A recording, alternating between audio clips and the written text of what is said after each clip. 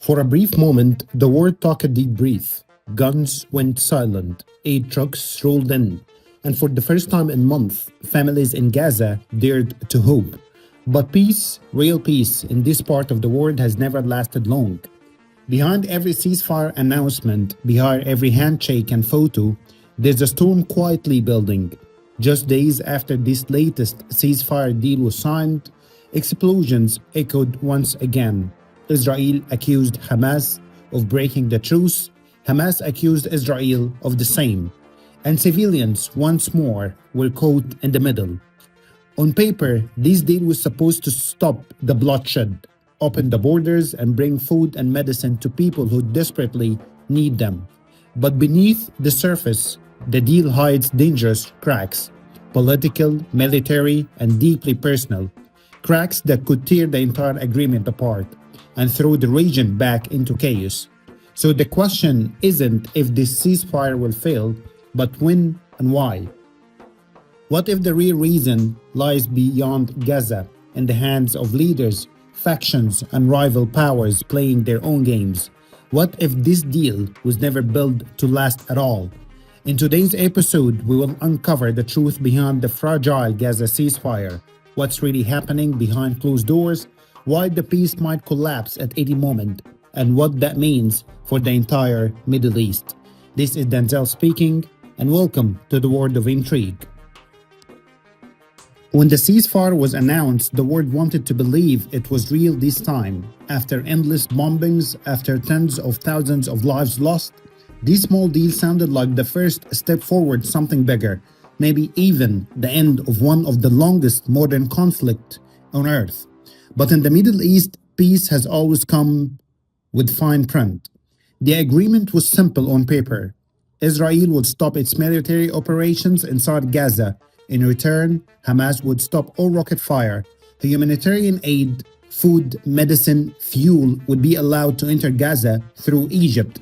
For families inside Gaza, this meant survival. Hospitals could finally reopen. Parents could walk outside without fearing the sky. Children could sleep maybe for the first time in months without the sound of drones above their homes. But behind every handshake, there was suspicion. Neither side trusted the other, and Israeli military commanders warned that Hamas would use the calm to rebuild tunnels and weapons. In Gaza, leaders whispered that Israel would use the truce to spy, regroup, and strike again. That's why this ceasefire was never truly a peace deal. It was a pause, a fragile pause between two exhausted enemies who still had their fingers on the trigger. The plan also included opening border crossings to allow aid to flow. But almost immediately, problems began. Israel delayed shipments, claiming security concerns. Hamas demanded that fuel deliveries increase, warning that hospitals would shut down within days. And inside Gaza, frustration grew fast. By the end of the first week, both sides accused each other for violating the deal. Israel said militants had fired mortars toward the border. Hamas said Israel carried out drone strikes near Rafah. The truth, hard to know. Both stories spread fast, both full of anger. And this is where the real danger begins.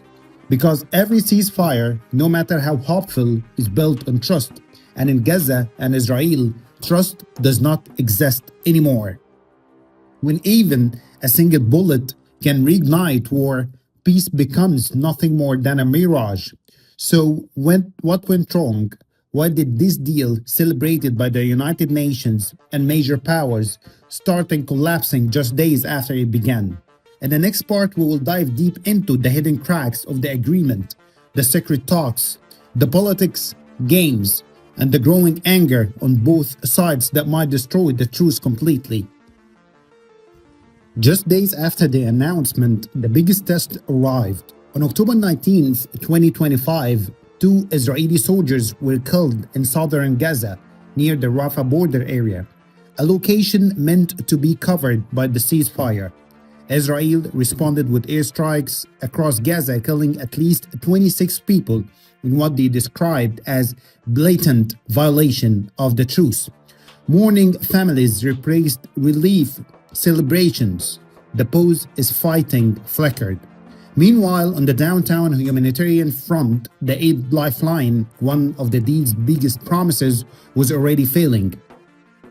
The crossing into Gaza was supposed to see hundreds of aid trucks daily, and instead delays, bottlenecks, and closed gates.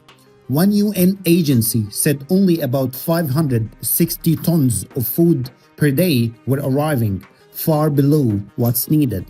Hospitals reopened in name only. Only 13 of 36 were partially functioning. Fuel shortage meant life-saving machines were idle. On the political front, the most visible symbol of mounting mistrust, the bodies.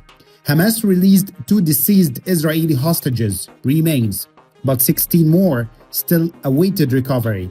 Israel locked the Rafah crossing until all were returned. So while hostages walked free, the dead became bargaining chips, and the peace deal turned into a hostage exchange of another kind. And then the internal fractures. Groups inside Gaza beyond Hamas control, militia, rival clans, local armed forces began asserting power while the deal occupied the main actors. Israel warned if the deal did not repair security issues quickly, they could resume operations. The result, a ceasefire that looked like peace but functioned like a stopgap. And here's where the cracks matter most. Number one, security enforcement. Israel says troops will operate and militants still fire. The ceasefire did not include full disarmament of Hamas. Number two, aid and infrastructure. Without functioning delivery and restoration, the promise of life returning to normal is hollow. Number three, political vacuum. Who governs Gaza now? The old leadership? A new technocratic body? No plan yet. Number four, trust and triggers. Every death, every closed gate, every delayed body return becomes a trigger. One side fires, the other responds. Number five, spoilers. Individuals and groups who undermine the deal for local power or revenge, these can crash the ceasefire faster than big armies. So the deal lives for now, but the engine of conflict are idle, not off. And when one spark hits, the pause will shatter. In the next and final part, we will ask the biggest question. What happens if this ceasefire fails? What is the worst case scenario and who pays the price? Every ceasefire carries a question mark. It's not just about if it will fail, but what happens next when it does. Because when the guns start again in Gaza, the whole region shakes. If this truce collapses, and many now says it's just only a matter of time, the next round will not look like the last. Analysts warn it could be faster, bloodier, and far more unpredictable. Why? Because both sides have changed. Hamas has become more fragmented, with new militant groups rising that do not follow its political leadership. Israeli government, under growing pressure from within, faces demands to finish the job once and for all. The UN and US State Department have urged restraint, but even Washington admits the deal is hanging by a thread. A US official recently told Reuters the humanitarian truce is only as strong as the will of those holding the weapons. And that's the problem. Everyone's finger is still on the trigger. If this ceasefire fails completely, Gaza humanitarian nightmare deepens overnight. More than 2 million people already displaced and starving would face another winter without power, clean water, or functioning hospitals. The World Food Programme warned this week that Gaza's food supplies will run out within days if the border remains closed. But the effects will not stop there. Lebanon, the West Bank, even Iran, all have groups watching closely, ready to respond.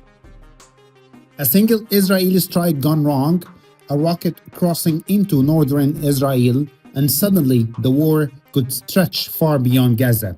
For Washington, that would mean an impossible balancing act, supporting Israel while trying to prevent a new regional war. For civilians, it means another generation trapped between politics and survival. So, as the ceasefire holds by a thread, the question we must all ask is, was this peace ever real? Or was it just a pause in a conflict too deep to heal? Because right now, every airstrike, every broken promise, and every blocked aid truck writes a new line in a story that's not over yet. The ceasefire might be written on paper, but on the ground, it's already burning. If this fragile peace collapses, who do you think will move first, Israel or Hamas? And will the US step in or step back? Let me know your thoughts in the comments below, and do not forget to subscribe for more deep dives into the world's hidden conflicts.